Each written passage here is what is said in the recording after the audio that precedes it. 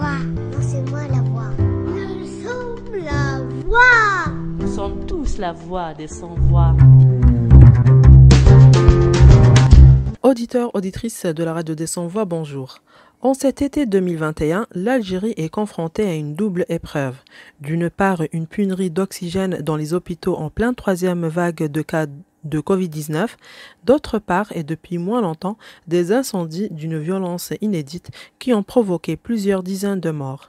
Face à l'ampleur de la catastrophe et en manque de réponse des autorités, les internautes ainsi que des bénévoles et associations se sont mobilisés pour lancer des appels à l'aide pour les habitants des villages touchés. Quelques témoignages et déclarations d'associations et collectifs qui ont apporté leur soutien moral et matériel pour les sinistrés au micro de la radio des sans-voix.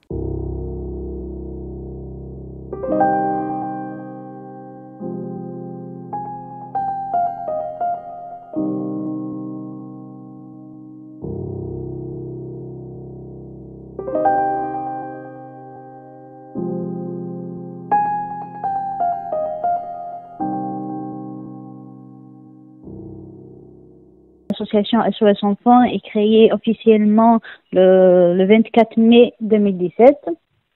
Donc, c'est une association qui œuvre pour la cause de l'enfant et l'enfant en général. Donc, on travaille sur plusieurs axes, l'axe humanitaire, l'axe éducatif, l'axe épanouissement culturel, scientifique de l'enfant. Donc, on travaille avec agrément depuis 2017, mais l'association, le groupe bénévole existe depuis 2012. Madame Maoudia, pourriez-vous nous dire dans quel état avez-vous trouvé les villages qui ont subi les incendies ravageurs et dans quel état avez-vous trouvé aussi les villageois? Donc, durant le déclenchement des incendies, on n'a pas, ce n'était pas, ce n'était pas gérable. Il y avait un état alarmant des villageois, un état de choc. Les villageois ont quitté en majorité leur village. Il y en a d'autres qui sont restés, paniqués, stressés, ils ne se rendaient pas compte de la gravité de la situation. Et ils étaient perdus, soit dans le côté émotionnel, donc en voyant leurs enfants déjà choqués, en voyant, ils ont perdu tout ce qu'ils avaient. Donc le matériel, en fait tout. Donc les premiers temps, on s'est focalisé sur comment aider ces personnes-là en urgence. Donc on s'est focalisé sur l'aide médicale et l'aide alimentaire et matérielle. Voilà. Donc juste après une période, on va dire une semaine jusqu'à 10 jours, que ces villageois se rendent compte de plus en plus de la gravité de la situation dans laquelle ils sont. En rejoignant leur domicile, en trouvant qu'ils n'ont plus rien, en fait. Et quelles sont les principales aides que vous avez, que vous leur avez apportées? Quel genre de soutien et tout, depuis ces incendies-là jusqu'à aujourd'hui? Donc, comme j'ai dit, la première étape, c'était l'aide avec matériel médical, soit compresses, soit médicaments, soit tout ce qui est nécessaire pour secourir ces personnes. Donc, et aussi, on a lancé des collectes d'appels à dons.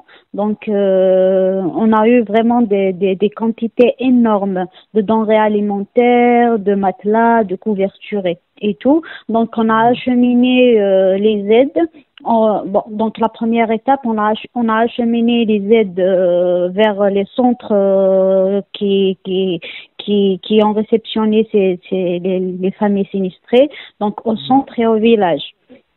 Donc et puis quand on a procédé à cette étape, on a trouvé qu'il y a une autre nécessité, un autre besoin qui est l'écoute psychologique. Donc, c'est juste l'écoute psychologique. Donc, on a fait appel aux psychologues, donc, qui ont répondu favorablement. Donc, on s'est déplacé, vers les centres et les villages. Donc, comme j'ai dit, on s'est déplacé vers les villages et les centres qui se trouvaient à Tizi Ouzou ou dans les communes touchées. Donc on avait fait des animations déjà pour enfants. Donc des petites animations, des jeux neutres pour enfants, pour voir pour déjà pour voir quels sont les besoins de ces enfants. Genre, en les voyant de loin, on se dit, voilà, ils ont besoin d'une écoute psychologique, certes, mais il y a d'autres besoins qu'on découvrait en faisant ces animations avec eux. Donc, on a fait des animations pour enfants avec les psychologues, bien sûr. Ce sont les psychologues qui ont choisi quelle sorte d'activité qu'on doit faire. Donc, il y avait des médecins aussi pour des consultations, pour voir l'état des familles. Il y avait des personnes âgées et tout, et des séances avec les psychologues, bien sûr. Dans quel état tout ils étaient? ça, Oui. Donc, je m'excuse, tout ça, c'était durant les premiers temps de la crise. Pourriez-vous nous dire, faire une description des familles qui ont eu des pertes humaines et de graves pertes matérielles, que ce soit les grandes personnes ou bien les enfants aussi, ceux qui ont perdu un membre de leur famille, voilà. Vous savez, durant ces temps-là, ces personnes, ils sont réconciliées. Donc, ils ne sont pas vraiment, conscients, je vais dire, conscients de la gravité. C'est vrai, ils voient ils ont perdu leur famille, ils ont perdu tout ce qu'ils ont, soit maison, soit les animaux de compagnie, les arbres, les champs, mais c'est tellement, il y a cette aide, cette solidarité entre les citoyens, on va dire, ils sont réconciliés. Mais après cette crise, quand ils se retrouveront seuls face à toutes ces responsabilités, c'est là justement qu'on devrait les soutenir. C'est là justement qu'on devrait leur donner main forte. Je ne sais pas si vous comprenez. Oui. C'est juste quand. Mais sinon, l'État. Quand ils vont retrouver leur maison, quand ils vont retrouver leur terre et tout, c'est là que... Voilà, exactement. Oui. Là, on les aide avec d'aide matérielle ou là, on met à leur disposition des psychologues, des médecins. On essaye d'apporter, je ne sais pas, un plus, mais il y a un travail qui devrait se faire sur le long terme, pas seulement sur le court ou le moyen terme. En parlant de long terme, est-ce que vous envisagez des actions ou bien des initiatives pour ces villages sinistrés? Bien sûr. C'est en fait les projets de l'association visent toujours le long terme. Donc là, on peut pas parler des projets sur le long terme vu qu'on est toujours en situation de crise. Surtout qu'il y a la reprise scolaire, il y a des personnes qui sont toujours malades, qui ont toujours des séquelles, soit côté psychologique ou de la santé. Donc c'est après un bout de temps qu'on va lancer nos projets justement en partenariat avec les spécialistes de chaque domaine, des agronomes, des ingénieurs en génie civil et architecture pour construire les maisons, des psychologues pour un accompagnement sur le long terme des enfants ayant subi tous les chocs. Voilà. On va solliciter les acteurs et les acteurs locaux pour monter des projets sur le long terme. Nous, on est une association, on a notre volet, mais on peut pas intervenir sur tous les actes sans la présence et sans l'accompagnement des spécialistes de chaque domaine, on va dire. En parlant de la rentrée scolaire, et comme vous êtes une association qui se préoccupe des enfants. Qu'allez-vous faire, quelle aide allez-vous présenter pour ces enfants-là et comment ça va se passer la rentrée scolaire pour les enfants de ces villages sinistrés? En fait, il y a un très grand travail à faire. Donc, il ne suffit pas de distribuer des trousseaux scolaires, en fait. Oui. N'oublions pas qu'il y a des écoles brûlées. Mhm. Donc, il y a des pertes importantes sur volet matériel. Donc, et aussi l'état psychologique des enfants. Est-ce qu'ils sont prêts à reprendre un certain chemin qu'ils ont eu? Est-ce qu'ils sont prêts de reprendre après cette période assez délicate? Donc nous, ce qu'on envisage de faire, déjà, on a lancé SOS Écolier, qui est la collecte des trousseaux scolaires et tout. Et puis on a lancé un recensement aussi pour voir les pertes matérielles dans les écoles et tout. Et ce qui va venir après, c'est préparer psychologiquement l'enfant à reprendre ses études. Car c'est très important. S'il n'est pas préparé, on lui donne un trousseau scolaire et il n'est pas prêt psychologiquement. En fait, ça ne sert à rien. Oui, ça va être un échec, quoi. Voilà, donc en gros, voilà. Et ça sera un accompagnement durant toute l'année scolaire, un suivi durant toute l'année scolaire. Très bien. Un dernier mot ou bien un message à faire passer à l'occasion? Justement, je fais un appel à tous les bénévoles, à toutes les associations, à toutes les personnes qui ont manifesté cette responsabilité, cette solidarité, de travailler en collaboration pour une meilleure organisation. Genre, on voit qu'il y a des aides qui sont acheminées un peu partout, mais je vais le dire, c'est avec une certaine anarchie. Genre, il y a des villages qui ont reçu beaucoup d'aides et d'autres villages non. Donc, il faudrait qu'il y ait une certaine collaboration et ainsi une meilleure efficacité et on va oublier personne, Inch'Allah.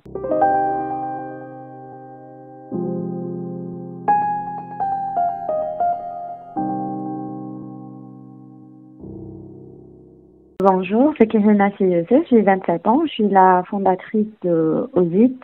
C'est un centre de développement de compétences et d'innovation où on travaille sur le développement des programmes éducatifs et la méthodologie d'enseignement pour les enfants. Bon, je vais parler beaucoup plus des enfants vu que je travaille avec les enfants et même j'ai décidé que avec cette crise, je vais me concentrer beaucoup plus avec les enfants vu que les familles et tout, il y avait beaucoup de personnes, la Hibalk, qui ont pris en charge tout ce qui est nourriture et tout.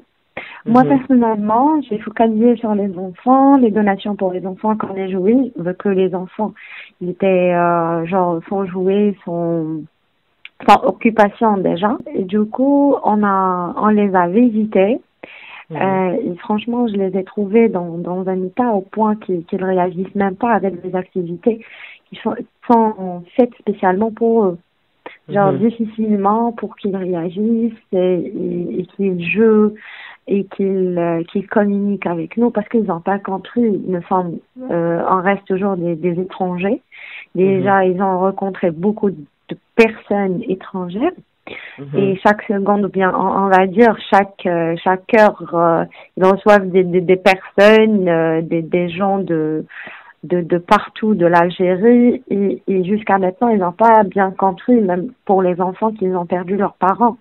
Ils n'ont pas déjà compris c'est quoi la mort pour eux, c'est quoi de perdre une personne, de ne pas le revoir une autre fois. Et du coup, j'ai fait déjà plusieurs visites pour les villageois, mais après, pour une bonne accompagnement, parce que c'est ça l'objectif final de mon projet, c'est bien de les accompagner à long terme. C'est pas seulement une journée ou bien pendant seulement un mois, mais plutôt à long terme.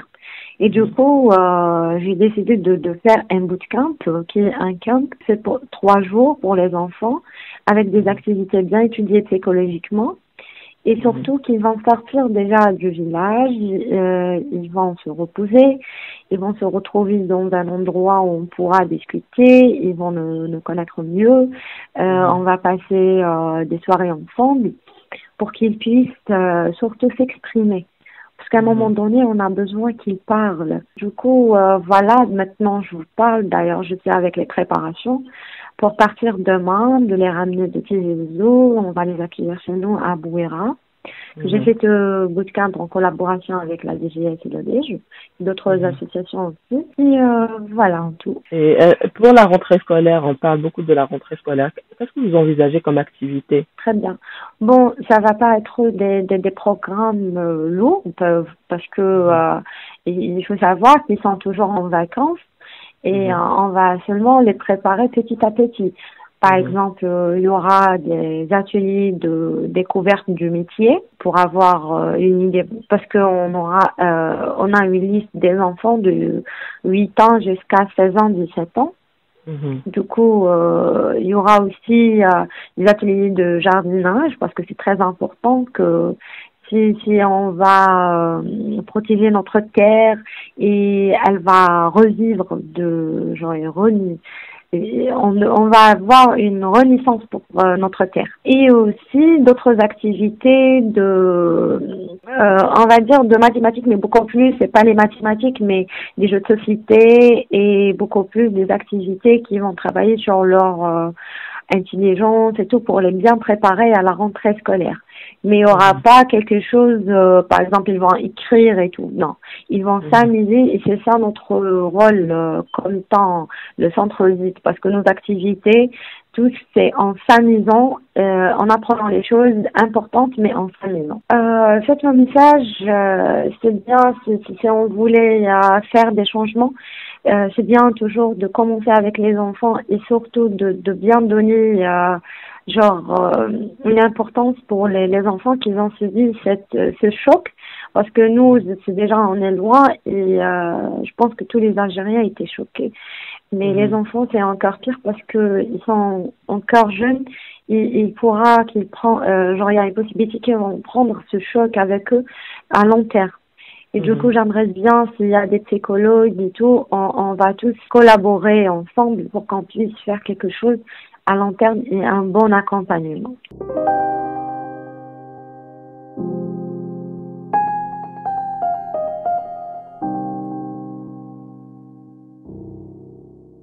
C'est Mchouk Ahmed, je suis le président de l'association culturelle Ikhoula Fningles du village Tigounati, qui se situe au niveau de la wilaya de Tizi Ouzou. On est une association qui est issue d'un mouvement de jeunes qui sont intéressés par la culture. Donc voilà, notre association est une nouvelle association dont l'objectif déjà de revivre le mouvement associatif dans la région, puisque on peut dire on a passé 20 ans d'années, il n'y avait pas vraiment de mouvement culturel au niveau de la région. Déjà, les villages, on peut dire qu'ils étaient vides. Vraiment vides. Il n'y avait pas de jeunes. On ne trouvait que des femmes, des vieux, des petits. Les autres, les jeunes, qui يسقسيوهم وراهم يقولوا لنا راحوا كاع باش يطفيوا النهار باش يعاونوا ailleurs. Sinon la plupart كانوا مخلوع. Des fois تقول لهم كيفاش نعاونوكم، كاسكو vous avez besoin، وراهم وين نقدروا نعاونوا، وراهم الديورة اللي تحرقوا وكاع. دونك chaque fois مخلوعين، des fois ما يقدرش ميم با يهدر لك، surtout كاينين des pertes humaines. En fait, on a envoyé 2 citernes d'eau. 2 citernes d'eau, et on a fait aussi ici au village, on a fait un appel aux dons, aux bienfaiteurs, parce qu'à un certain moment ils ont besoin des vêtements, les draps et tout. Donc on a fait un appel où tout le village était mobilisé avec le collectif des femmes aussi de village qui nous ont aidés dans la collection, et aussi le comité de village. On a fait une quête où nous avons ramassé pas mal حوايج وكاع. Vraiment c'était énorme. كاع الغاشي جاو لعندنا باش يمدوا لنا يصدقوا كاع، وحنا رحنا للتيران ابري، خرجنا للتيران باش ندوهم ورحنا يعني رحنا لميشلي وين كاين جون بليزيور فيلاج توشي. كي تروح الفيلاج ماشي تو الموند كي سون توشي par les دونك نروحوا chaque village وين كاينين بالك جوج ديوراس بالك دو تروا وين y avait des dégâts et tout. نروحوا village par village باش ندو لهم chaque village واش يخصهم. L'acheminement des dons, pour vous dire, nous on n'a pas participé, mais il y avait quand même des centres. فريحة في عزازكا تيجي وجو تاني وين يجمعوا كلش هيك ابري يعاودوا يفرقوهم. دي فوا يبعثوا واحد 200 كاميونات ديبون لي فيلاج باسكو شاك جور l'inflation elle change. Donc les dons Hadoma on se retrouvés dans un centre et après c'est les associations qui viennent vers les centres Hadoma où ils les récupèrent. Voilà. C'est le centre Hada qui distribue les dons Hadoma vers les associations pour que les associations les gens sinistrés, les villages sinistrés. Voilà, يفرقوهم وين لازم يفرقوهم. Donc en fait je remercie déjà les عاونونا كاع في هاد لا période vraiment très difficile. Donc je les remercie énormément. C'est la preuve اللي كاينين كومام دي بيانفيتور، كاينين الغاشي اللي يحبوا يعاونوا، كاين الاخوه بيناتنا بيان سور في الجيري كاع. وفوالا محنا وان شاء الله تروح غير الخير ان شاء الله. Voilà. C'est la fin de notre émission. Merci de nous avoir écoutés et je vous dis à bientôt pour un autre numéro.